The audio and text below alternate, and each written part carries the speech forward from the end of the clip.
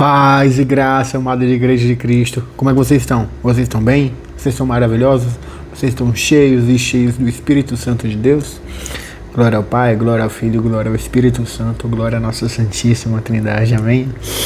Hoje é um dia de alegria, de muita felicidade para mim. Estou gravando aqui hoje em casa, que foi ponto facultativo, boa parte da cidade não funcionou. E hoje foi um dia pacato, um dia tranquilo. Dá pra ver que eu tô suando um pouco porque tá bem quente. Eu tive que desligar o ventilador porque iria ficar dando ruído no microfone. Antes de tudo, algo que eu tô vendo, às vezes a gente tem muita visualização e às vezes poucos comentários, poucos likes no vídeo. Eu queria que você me ajudasse. Desde o início agora, pausa o vídeo aí, vai lá, deixa teu like, deixa teu comentário.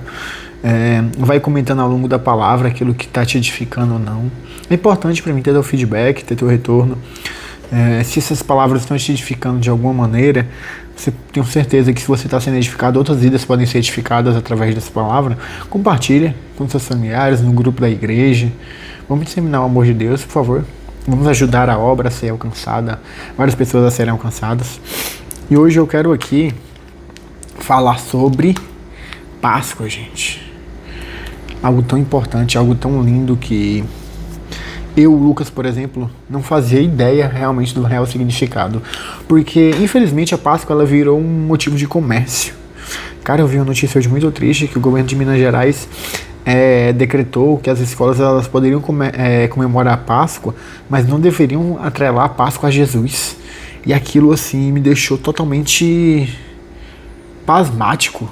Porque como que pode o símbolo da Páscoa hoje em dia virou comércio, virou ovo, virou coelho, mas não é sobre o coelho, é sobre o cordeiro. Aí sempre foi sobre o cordeiro, desde o início dos tempos, desde o Velho Testamento. E eu queria destrinchar tudo aqui isso hoje com vocês, para a gente juntos ter um discernimento. E se você sente no coração, compartilhe com outra pessoa que você talvez saiba que não sabe qual é o verdadeiro significado da Páscoa, e vamos disseminar realmente o verdadeiro amor do Pai. Amém?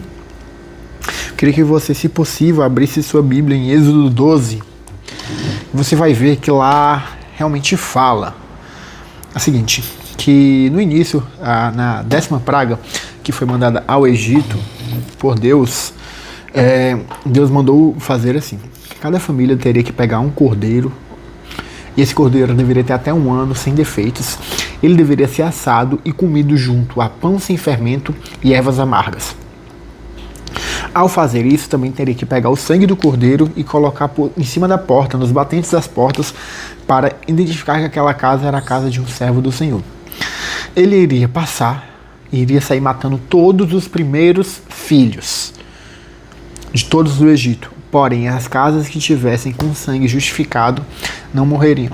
Ele já deixou claro: prepara-te, veste-te, deixa tua sandália e segura teu bastão, teu cajado, porque logo após isso vocês vão sair do Egito.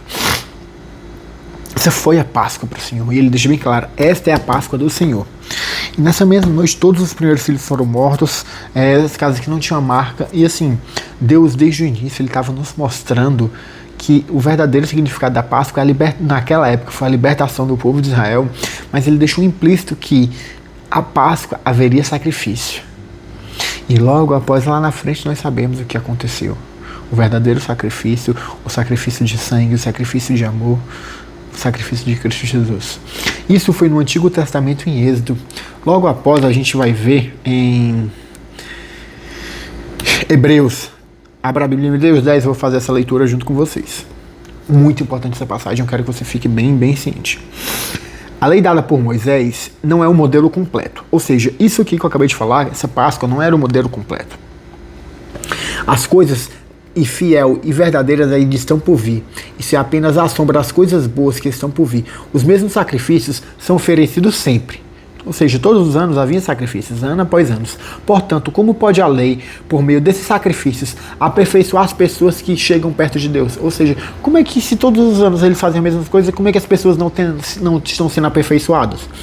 Se as pessoas adoram a Deus tivessem sido purificadas do seu pecado, não se sentiriam mais culpadas de nenhum pecado e todos os sacrifícios terminariam. Ou seja, se todos os anos as pessoas fazendo sacrifícios não se sentiam ainda livres do pecado, por que esse sacrifício estava fazendo efeito? Todo o sacrifício era para ter terminado.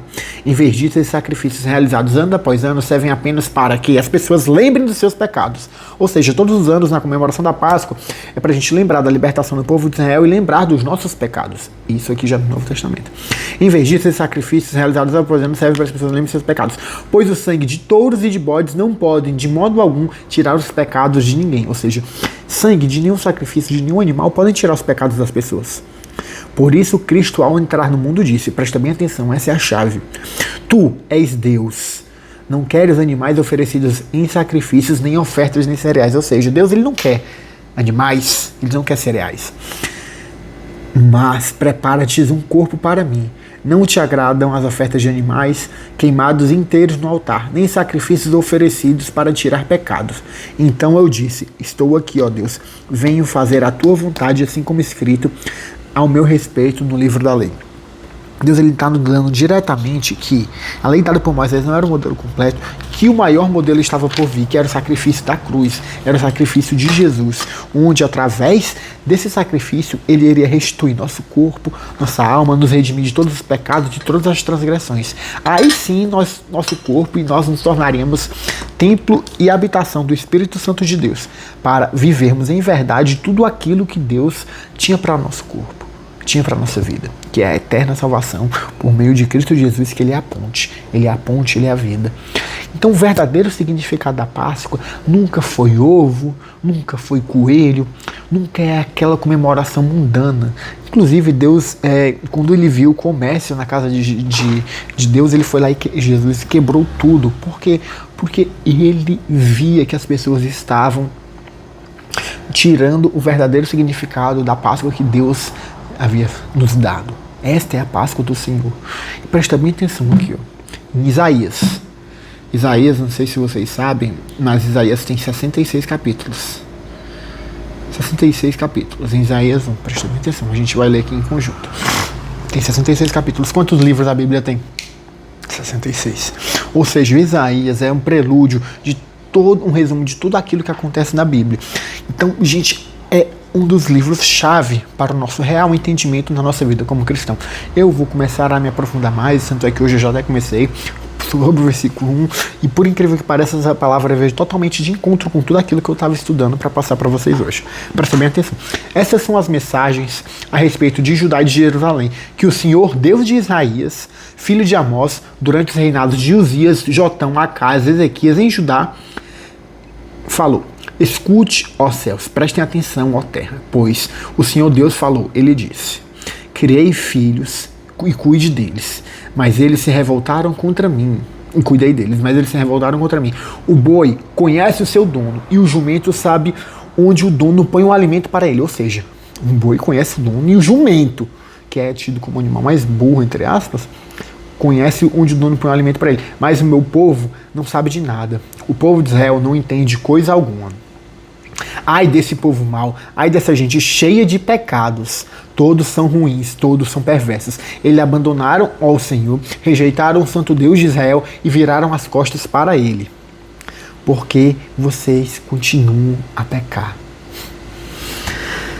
Será que todos querem receber mais castigos? Ou seja, através dos nossos pecados haveria castigo sobre nós. A sua cabeça está ferida, ou seja, nós estamos feridos. A sua cabeça está ferida e todos estão desanimados, da cabeça até os pés. O corpo de vocês está tudo machucado, ou seja, a gente está tudo podre, tudo quebrado, tudo terrível, cheio de ferimentos e chagas abertas que não foram lavadas nem enfaixadas. Ou seja, imagina um corpo todo ferido, cheio de dores, cheio de sangue, cheio de pus, sem lavar. Você sabe aquela putrefação que ele estava dizendo que nossa carne era podre, que não foram afastadas nem baixadas nem limpadas. A terra que vocês estão é arrasada, cidades que foram destruídas pelo fogo na presença de vocês, e os seus estrangeiros arrasaram a sua terra, e elas ficaram em ruínas, os estrangeiros acabaram com ela.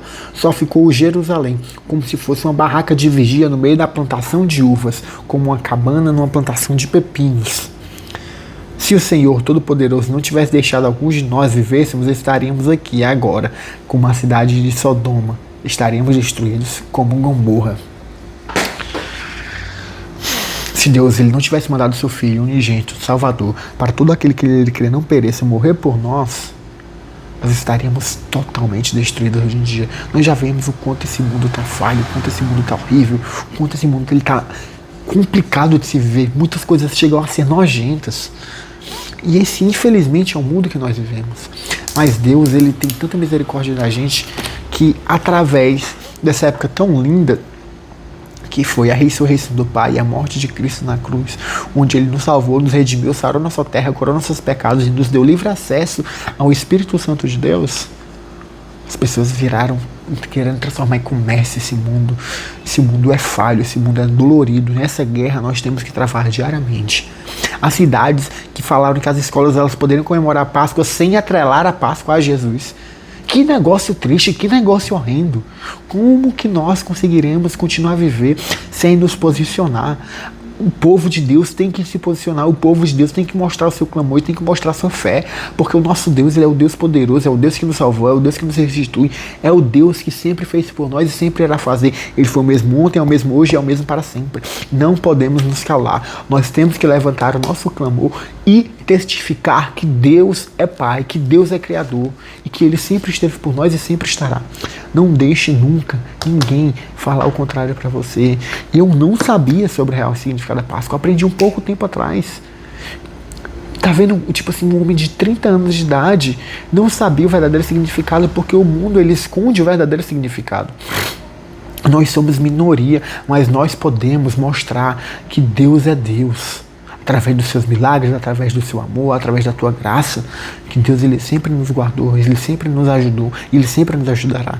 Mas nós temos que nos posicionar como igreja e mostrar todo o poder do nosso Pai. Ele já fez demais por nós. E Ele continuará fazendo pela misericórdia e pela graça dEle. Mas nós temos também que mostrar a todos que os servos do Senhor estão aqui nessa terra e que nós estamos aguardando e Ele está próximo de voltar.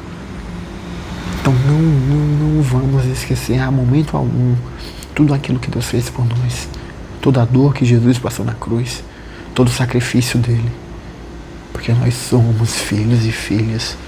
Naquela cruz, Deus, Ele teve um parto por nós, Ele deu a vida por nós, nós nascemos na cruz e nós vivenciamos pela cruz e nós viveremos a glória do Senhor pela cruz. Foi pelo sangue, foi pelo amor, foi pelo sacrifício. Desde Êxodo a Hebreus, Isaías está testificado. Nós éramos podres, acabados, destruídos, cheios de machucados, com chagas abertas. Porém, o sacrifício na cruz nos redimiu.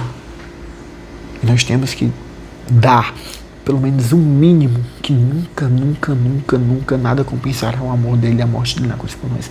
Mas nós temos que dar o nosso melhor, que será o mínimo do mínimo, para demonstrar e levar o amor do Senhor.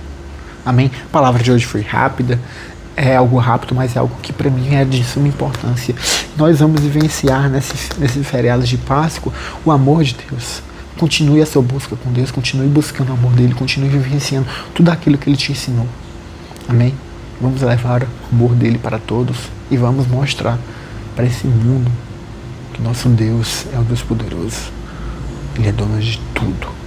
E é dele, para ele e por ele. Amém?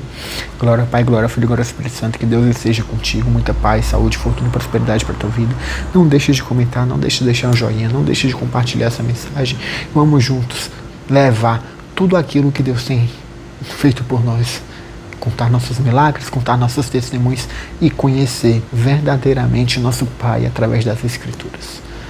Deus abençoe a todos vocês. Até amanhã.